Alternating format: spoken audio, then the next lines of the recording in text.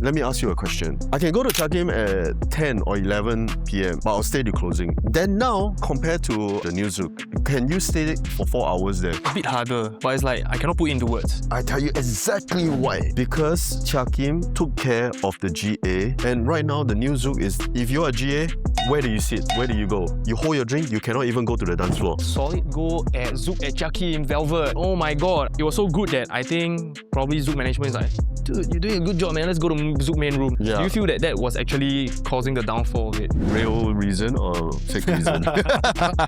The real reason was common mistake that people think is that, oh, I listen to rap music, it's hip-hop. Why is turntablism so synonymous with hip-hop music and not house music or techno music per se? Well, I had a lot to say about it. Here we are, three idiots, right? Right now, somewhere on TikTok, a DJ with a laptop and a sync button is getting 2 million views. Music festivals have fireworks, synchronized visuals, pre-recorded set, and then the crowd goes crazy, you know. So nobody in the crowd is thinking, why is this guy really DJing? So why are we here organizing a DJ competition that celebrates real DJing? A competition that costs us time, money and energy, basically with zero financial returns lah. So why are we fighting for a craft that the industry has quietly decided that it doesn't need anymore? A DMC has already been on hiatus in Singapore for like so bloody long, right? Yeah. Yeah, and even like smaller battles like Future DJ Battle, like after 20 years, I resurrect 2 years, then also die again. Yeah. You know? I honestly, what I think right now is that a lot of DJs, when they start, they just want to play in the club now, right? Because that's the most fun thing. For the dopamine hit or something like that. Yeah, correct. Yeah. It's the most fun thing. But then that also caused the skill level to kind of stagnant for a little while now. And it's been over 10 years, I feel that there wasn't really much a very good DJ representing Singapore coming out of Singapore and going towards the world. Yes, producer, yes, but DJs, I don't see any at all right now. So many people are willing to pay to play at big festivals for exposure lah. You were saying that you want to deep dive into it, right? Find out more. I mean, I did hear about it, but I don't know how that works. Yeah, I mean, how do you even pay? Honestly, who do you call? You get the right connection. who do you pay? Yeah, who do you pay, bro? I mean, What, you pay get, now. you get the right connection, you go through the right agent, and to me, at this point, it's not about technicality, it's about marketability. Right now, there's a whole bunch of DJs who just decided that I want to DJ, but I don't know where to start. I know I can market myself. I'm pretty, I'm handsome or whatsoever, right? And what do? I find an agent to find me ghost producer. I pay for the ghost producer. I have all the songs for release. I release under my name. And then if I don't know how to mix, I pay someone. I think you can even go to Fiverr, bro. Now I give you this 50 songs, 10 songs, right? Yeah. Just make it into a 1 hour mixtape for me. Right? And someone was gonna do that for you, right? Yeah. So you create that, and then now I just find my agent again to help me link me into certain festivals and pay my way through. I can 100% guarantee that if your opening slot, it's gonna cost this much. If you're at this slot, it's gonna cost this much. So it goes on, right? But obviously you will not take the last spot because you're not big enough. Because everybody want to go to the best music festival in the world, right? Most people don't have the mindset, hey, let's go to the number 2 in the world. You know, you want to go to the number 1 in the world, right? Yeah. So it's like the winner takes all kind of thing lah. I guess it's really in every business, right? Like the number 1 hot pot will earn most of the money. The number 1 DJ will earn most of the money, same thing. So for every club, right, every single penny that they can earn, right, they want to earn, which I can understand why. Like this TikToker that's damn famous, right? Yeah. And then they don't know how to DJ, never mind, don't know how to produce music, never mind, everything can be ghost produced anyways, because what the audience can see is whether I like this person or not. Yeah. I like this person, I'll buy the ticket and then I will fund the music festival to keep it going. But what if, right, this guy is damn good at DJing, but everybody hates his face, you know? Nobody want to come. Oh shit, I'm gonna lose money, man, you know? Yeah, I mean, true artistic is not gonna be as simple, right? Like, I mean, obviously there's so many famous DJs, they are not marketable, but their music is marketable. But that's because it's the past generation. right? But today is all about, are you marketable on IG? Are you marketable on social media? And what kind of personality, what kind of character you have, right? So it all eats into the craft a little bit. It takes away the craft bit by bit, and people are less focused on the craft, what the craft is, right? You know, and obviously there's a lot of people that social media these days that also say that scratching is not important. People are music selection is more important. I guess these are actually two groups of people talking. Like there's this group where it's culturally they are more like going to house or techno, which music selection is definitely more important than your performance level, right? You get what I mean? But obviously there's people that likes to see the DJ's hand, like what they are doing. That it's this art alone, right? So I mean you're also comparing art versus entertainment, right? This two has always, I guess, loggerhead a bit, you know, like where does the integrity stands on when you're doing art more, you know? Solid Gold at Yeah. Zouk at Chiakim, Velvet. Yeah. Dude, oh my god, I was playing opening, I don't know how many people, 500 people, plus the amount of people all queue and sneak out of Velvet. Siao, I can play like fucking Dian Wood, the most obscure hip-hop shit, right? Everybody, like somebody will know. Yeah. It's such an amazing crowd, right? But then, it was so good that I think probably Zouk management is like, dude, you're doing a good job, man, let's go to Zouk main room. Yeah. Do you feel that was actually causing the downfall of it? No, I don't think so. I think downfall is real reason or fake reason. I mean, as real as possible lah. Like the real reason was the new management came in, and the new management didn't believe in paying local guys. In proportion to the amount of money they can bring in. So Like that. from no, it's not that. I think Solid Gold was the highest earner in the local scene. Like for resident local night. For Singaporean DJ night. right? Like even in Velvet alone, for a local guy, they have never hit 30 grand. I hit 30 grand. Oh, in bar sales. In bar sales. Going into the main room, no local guy hit 150k. I hit 150k. Oh damn, is it the Ghostface Killer night? No, it's not. It's just our regular Solid Gold night. What the fuck? Yeah. So then the new management came in. New management driven by data. Yeah. Business wasn't doing well. And then they look at the books. How come this local DJ is getting paid so much? No, we want to change that policy. Obviously, they came back to me from 100% of what I was getting. They offered me 10% of the 100% that I ever gotten. Oh! So obviously, I'm like, sorry, no, I'm making so much money for you. I deserve that fee, you know? If not, then sorry, I'm gone, you know? So I left. And their hip-hop night suffered for another 2-3 years. Yeah. Right? So I think as a business owner now, I value the people who can bring people in, and especially they have skills as well, because that to me will pay on its own. Yeah. Right? Which a CFO driven by data, looking into it, not understanding emotion, not understanding what this value this person bring, then it's a problem in the club business. Yeah. We all been to the old Chiakim. Yeah. And let me ask you a question. This is nothing to do with age, right? I can go to Chiakim at 10 or 11 p.m., but I'll stay to closing. Then now, compared to I go to the new Zouk, I'll walk in. Can you stay for 4 hours there? A bit harder. A bit harder. But it's like, I cannot put into words. Why? I tell you exactly why. Okay. Because Chiakim took care of the GA, and if you're tired, you have a place to rest, you can sit down, you can chill. I buy a drink, okay, I have a place to put, I have a place to hang out. Yeah. They took care of the GA. Right? Versus only the table spenders. Think about, remember when you go to the old Chiakim, there's that stairs before you go into the members lounge. Yes. The amount of people sitting there and chilling. And yeah. You know what I mean? And they just took a break. They can take a break. And they are not anal with their high tables at the side of the dance floor. Yeah. You can bring your drink there. If no, the table is not reserved, you can put your drink there and you can sit down for a bit. Correct. Yeah. You have ample rest time to be able to sustain yourself over 5 hours in that one place. No, and right now the new Zouk is if you're a GA, where do you sit? Where do you go? You hold your drink, you cannot even go to the dance floor. Mm. And if I go to the dance floor, I have to hang out there for 4 hours without drinks. Mm. So Yeah. it's not sustainable. Correct. If you are holding a drink within a crowded dance floor, right, then people will push you, then you splash someone, then they I not think happy. you're not allowed to bring it in too. Nowadays, I don't think No, you're no, allowed no, to. Yeah. So I mean, that's one thing that I think a good case study. I'll put it in that way. Yeah, so it really takes someone on the ground to understand these kind of small things that will create a huge ripple effect. Do you think the top 1% of musician, right, has attained both?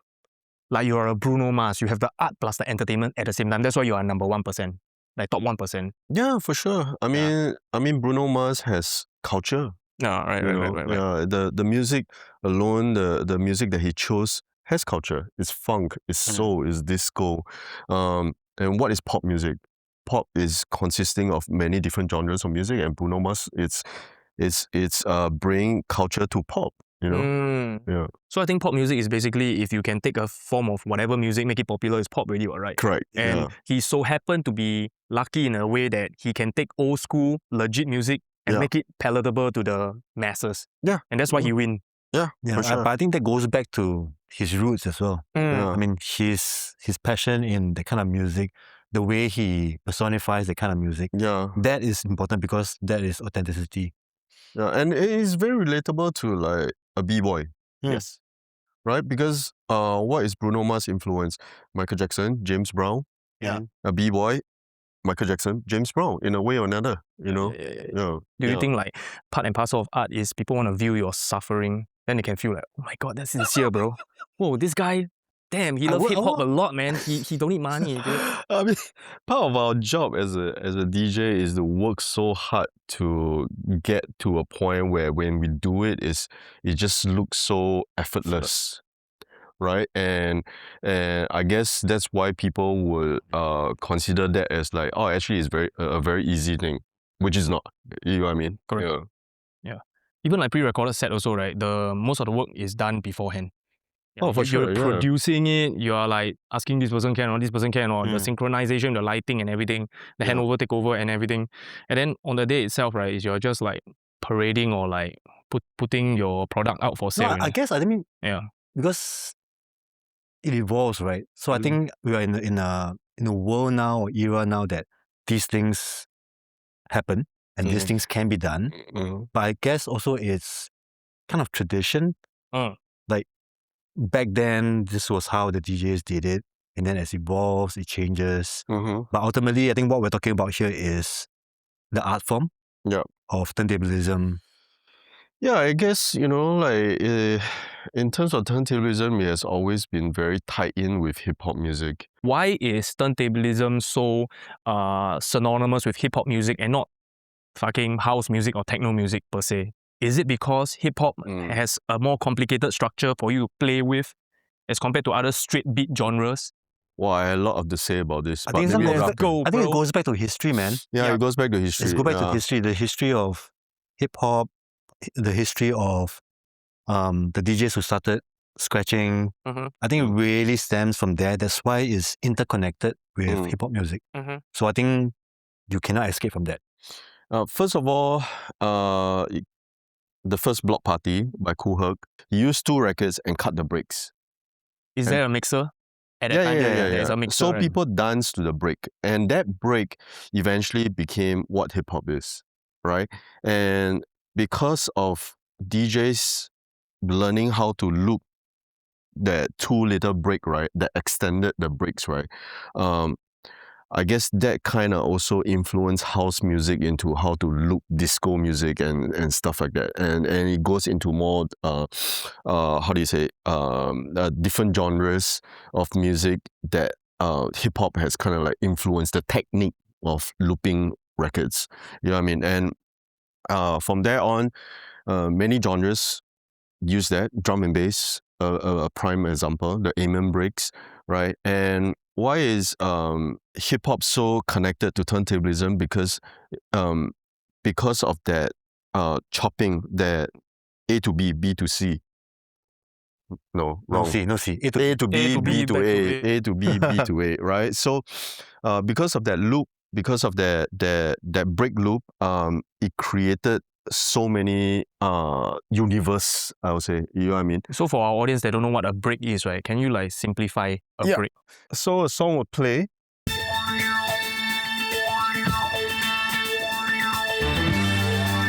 And you keep playing. So you play to some point and the song will hit this one part that which we call the break, which only consists of the drum and the bass.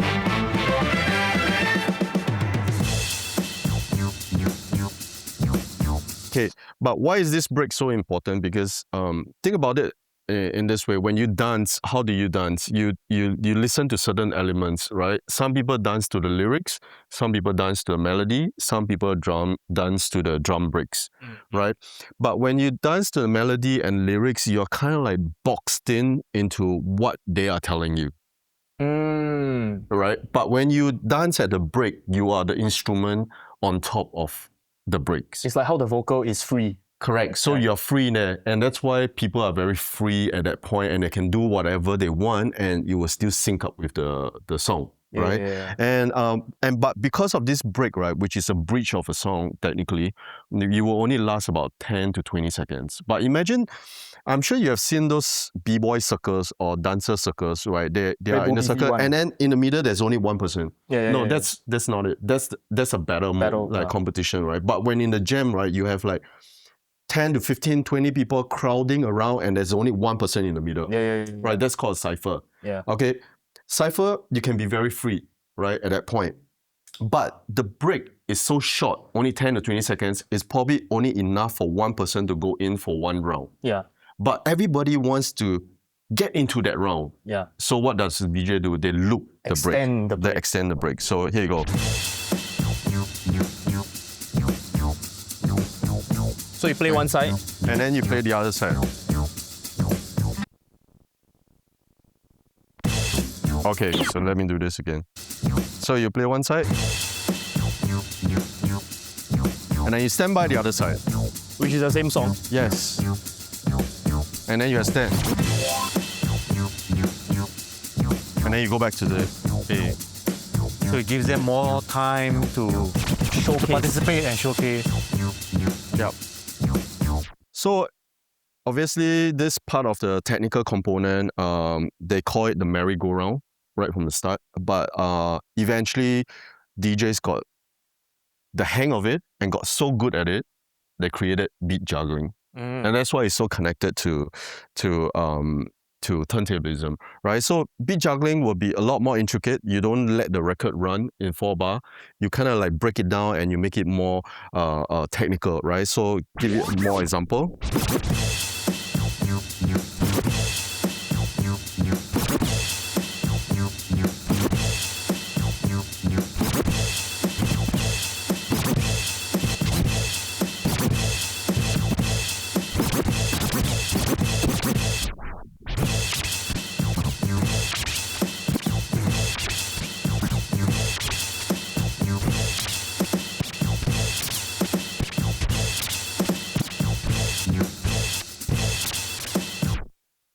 So like a live remix. So you kind of like, I mean, you break down the song. Of course, the patterns can be a lot more intricate and there will be a lot more patterns that you can come up with, right? So right now it's just me kind of like fiddling around, right? But the more you practice, the more crazy it can get.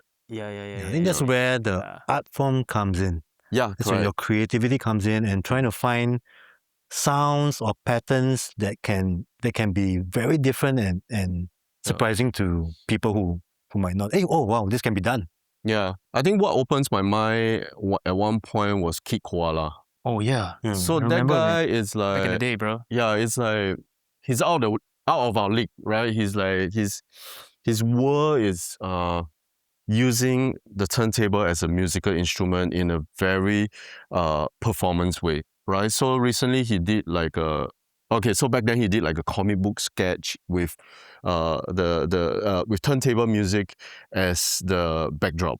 And then recently he did a concert where it's all Muppets, like Life of a Mosquito. And then it's like live symphony and turntable music that goes along with the whole show, right? So So obviously you can take it into one route, another route. But what's most interesting to me was because when I saw him, the turntable can be more than just beat juggling and scratching. It could be a very strong and powerful musical instrument.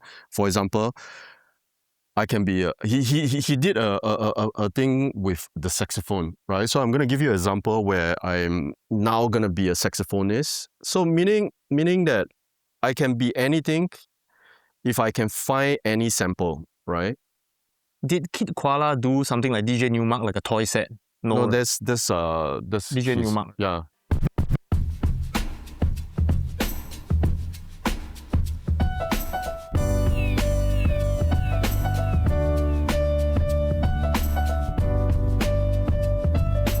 And then the solo.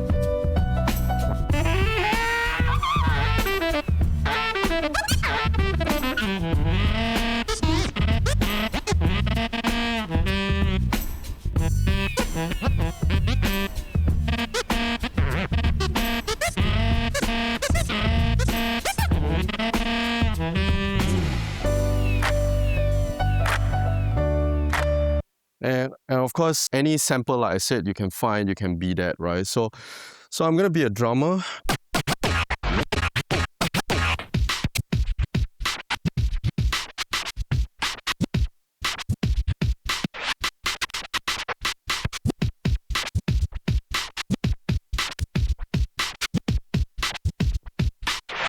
And then break it out.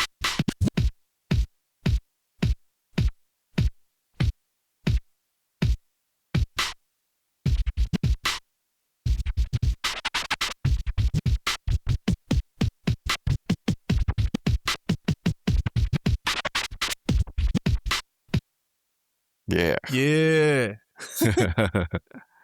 Yeah. And that comes to another point is that there are a lot of DJs that plays hip hop in the club, but they mix like how a house DJ or a techno DJ would do. Oh, So intro, with- outro. Without the 8-bar intro, they will be totally lost. Yeah. You get what I mean? So that to me is just a DJ playing hip hop music. And then there is the actual hip hop DJs, which maybe audience doesn't know much Yeah. of a difference, but we know. I think for that, right, we take pride in it, and it's also a form to kind of like inspire these club DJs that play hip hop to actually try to learn something out of it. I think in normal people terms would be like you're cooking French food versus a French chef cooking French food. Yeah, correct. Right. Yeah, Yeah. Is it like kind of like a mastery factor?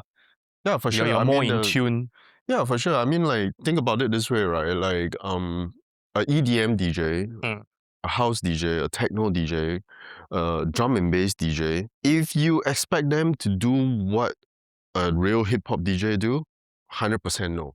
Yeah, a lot of them says that it's very technical. Yeah, but a hip hop DJ, for them to do what EDM DJs or any of the, music genre, no Not a brainer. problem. Yeah, Yeah. not a problem. Yeah. But I think the context here is not meaning to say that house music, the DJing is lousier, but it's just Yeah. less technical, because I think the house Yeah. music, the emphasis is to showcase the track. And then the Correct. hip hop DJ is to showcase the skill, the technique. In a way, yeah. Because like if you go to a very raw hip hop gig where a very good DJ is playing, right? Everyone will be staring at their hands.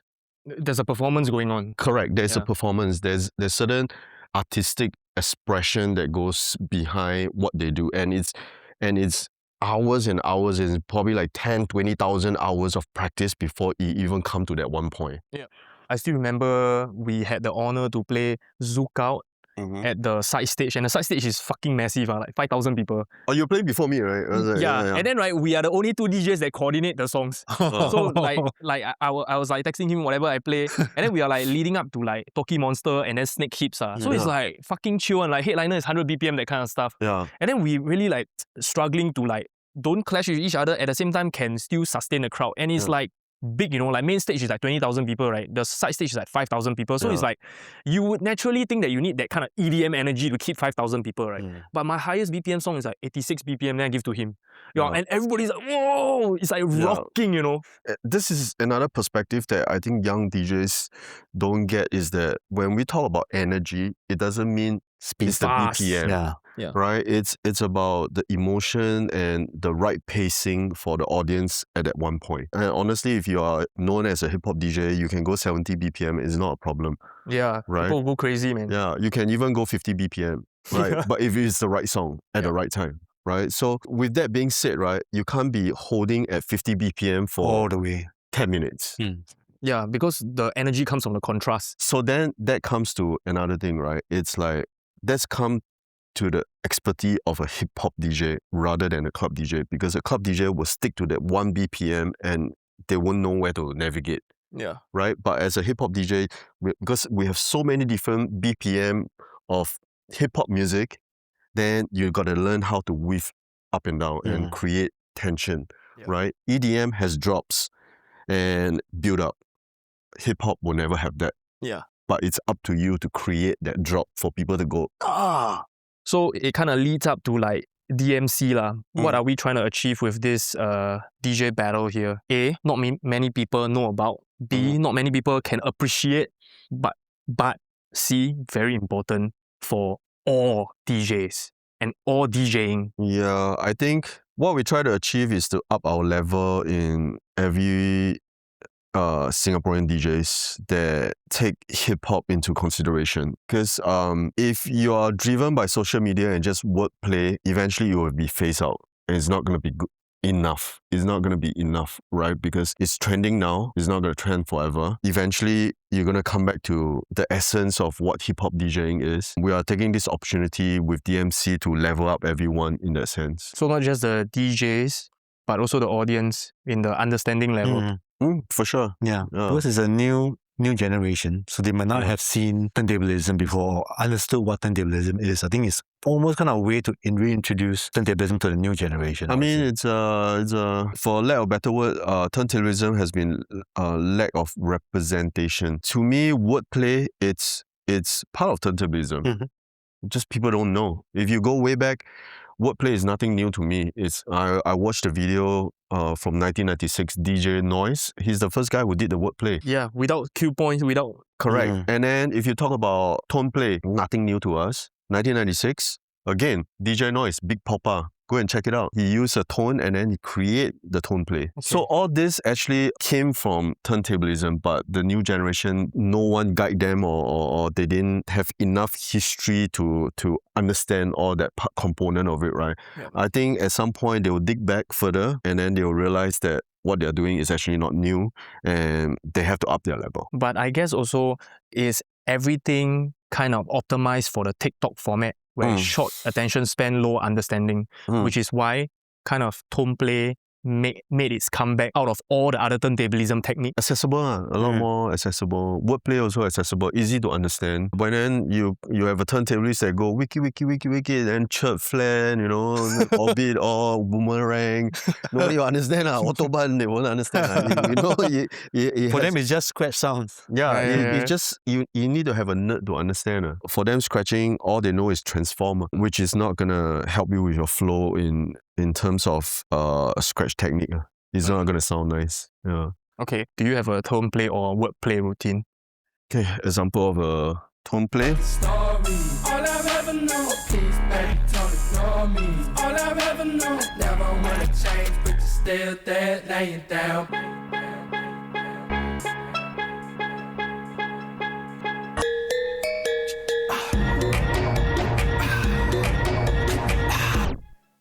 Okay. And then this is a tone play, and then after that we can maybe show an example of a word play. Soldier boy, tell. And then the song goes over here. And if we get the fight, then I'm cocking on you. Catch me at your local party, yes, I crank it every day. Haters get mad, cause I got me some bathing Nate. I got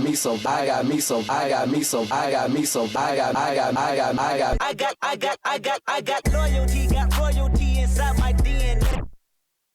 Hell yeah. And some more it's like both songs that everybody knows. So when you did that transition, they'll be like, oh, you know. Yeah, they'll go crazy usually. Yeah. Okay. So what exactly, right, is low-level DJing versus high-level DJing? Wow.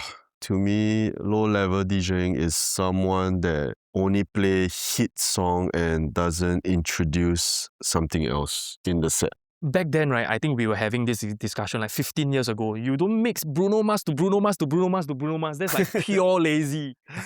I'll play the album can already. Because honestly, when you mix artist to artist, it's so easy. Because it's like most likely the same producer and same singer, right? And somehow it just gels so well, you know. Yeah. But that's kind of a bit lazy, you know. I mean, I used to tell people that, right? Like, if you only play all the big songs, right? Technically, if I go to my grandmother, I give her 10 of the biggest hits, she can do it also. Yeah. I had a recollection of a debate with someone, right, that we realized hip-hop is not just a genre like most other genres. Like house is a genre, techno is a genre, right? Yeah. But hip-hop is not only a genre, but also a way of life and a lifestyle. Yeah, correct. I mean, it's a common mistake that people think is that, oh, I listen to rap music, it's hip-hop. Yeah. Rap belongs to hip-hop, but hip-hop does not really belong to rap. Rap is part of hip-hop. Yes. You know what I mean? Like, that's where people get it wrong, right? It's like, oh, Sexy Red, hip-hop. Partially, I don't think it's true because I think that's rap music because it doesn't correlate to b-boying and graffiti at all. You know what I mean? Yeah. Partially. So the sound they use is the rap kind of sound, but Correct. the lyric and the meaning and the spirituality behind it is not hip-hop at all. Yeah. It's more about materialism and capitalism, something like that. Something like that. I saw in a DJ City podcast, right, that they interview a Gen Z DJ, then the DJ is like, hey, scratching is damn annoying. The scratching should totally be gone, you know? Yeah. So if you guys were to rebuttal that, right, how would you reply to that? Right time, right situation, I guess. Yeah, because I'm a huge practitioner of turntablism for like so many years, right? Sometimes, right, some DJs that just learn turntablism, they're a bit excited. Then they spam the whole set. Yeah, correct. Then it's like, oh So no, bro. That's what I was about to say too, right? It depends on who you watch and who you saw at that point, right? Obviously, the learning curve in scratching and DJing is so dramatically different. Yes. Right? It's like DJing, you can go to 3 lessons, you can beat match already. But scratching, after 3 lessons, you're not going to be good at it. And then these people probably thought that I can impress my friend and I'm going to go, and then it just sounds like so bad, right? Scratching is something that is going to take, I think on average, right, even given a very talented person who is good at it, it's going to take them 2 years. It's a lot about showcasing your skill, but without it being like so in your face. Think about it this way, DJ set, when you're scratching or you're still performing, the main objective is still the audience. But when you're doing turntablism, it's about you and your art. And the culture, yeah. Yeah, correct. So it needs to be, people doing it needs to kind of understand the dynamics. Let's just say if we want to like level up this turntablism thing to be as big as like b-boying, right? Is it even possible? Not possible. Because how many people can afford to buy a turntable? Versus how many people can just buy a pair of shoes and just go breaking. And also, I mean, if you remember Dani, who has a mouth, everybody has a mouth. Yeah. When he beatbox, everybody instantly gets it. Right. Because everybody has a mouth. And then b-boy, when they go on the floor, he does windmill and Whoa. everybody gets it. Because everybody has the same structured body, right? But not everybody has a turntable. Not everybody has a mixer. It's going to take a while more for them to digest. I've also seen on TikTok, right, those DJs, right, they are like bedridden. They cannot even like move their hand, right? But they DJ with their mouth. Oh. Yeah, on TikTok live stream. So it's like, how the hell are you going to win all these people in terms of like eyeballs and entertainment value, right? So I guess that's maybe where high-level DJing, doing more stuff also comes into play. I don't know. I think it's a trend. Like eventually you will go back down to things being slightly more technical. It's a point where people during COVID or after COVID, they picked up DJing. It's only 3 or 4 years, right? And eventually another 2 or 3 years later, these DJs are going to feel like, hey, what else can I do? Oh. You know what I mean? Then that's where they probably try to be slightly more technical or learn the aspects of it, Yeah. I think what we're not trying to do here is, we're not trying to say that we want to take this mainstream or this will be mainstream. It really depends on how the message is being spread. Yeah, I think DMC's standpoint is never about making a lot of money or going mainstream. DMC's standpoint is keeping the tradition, right? It's art, and like I said, we don't forget the strokes of the paintbrush, Yes. right? Yeah, I used to be a very big underground purveyor. Like I want to only do underground music because I feel the energy there. My passion is there. But when I went to Phnom Penh, Cambodia, I was chilling by the park one day, just don't know, having a bite. I was just chilling there, and then like at the park, the people are doing like aerobics and whatsoever. People jogging, cycling, and then there was this one corner where this guy took a speaker and then he was teaching aerobics. Right, he was teaching aerobics. There was like only 10 people there, and then what happened next? He played Gangnam Style. Whoa. He played Gangnam Style. You know what happened to the aerobic? Everybody went there, gravitate towards there. 50, 60 people now coming. Then he plays the next song, again still Gangnam Style. 100 people, Whoa. all doing aerobics. Then suddenly boom, to me I was like, hey, as much as I hate this song brought many people together. Yes. Right? So what am I as a DJ, or what am I as an artist to only play music that certain people understand? Or do I want to play music that I can bring a lot of people together? Yes. Right? And so that to me opened up my mind, because I realized what I have always been doing is in the circle. But I want to expand this circle. I want to bring more people into the circle. Then I gotta balance myself with playing something slightly more popish or slightly cheesier to bring people into the circle and start to understand a more cultural side of things. I realize that there's a lot of high skill DJs, right? But they try to do the routine that is beyond what they can technically handle. So that will actually score you less points as compared to someone that's not so technical, right? But do their routine perfectly. Okay, so to me, that comes down to your stage presence. Right? When you go on to compete, right, you should never give your 150% until it's so technical that when you go on stage, it's always a 50-50 whether you can execute this. Because what happened is that when you go on stage, you're gonna be so stressful and there's so much noise around you that your 50-50 becomes a 20-80, a 20% chance only you can execute. You should always give a little bit allowance, so you're so comfortable. When you go on stage, there's an aura and there's a confidence on stage that you're 100% gonna execute your techniques, right? And when you go on stage, people can feel you already. As opposed to you go on stage, you're like, Am I gonna pull this off? execute this? Yeah. Am I gonna pull this off? Can I remember this? And you're stressed. And when you're stressed, your stage presence takes a step back. Yeah. People can feel it. The body language. Yeah, you know what I mean? Yeah. We can end this off by giving us some key dates. What are some key dates we need to take note of? So key dates to take note of, 28th June will be the open category warm-up DJ battle for DMC, and then 6th of September will be the DMC final for the Singapore leg, and then the World Finals will be on the November 12th to 15th. So 6th September we'll have classic and open. Yeah. In the same day. Yeah, in the same day. Okay.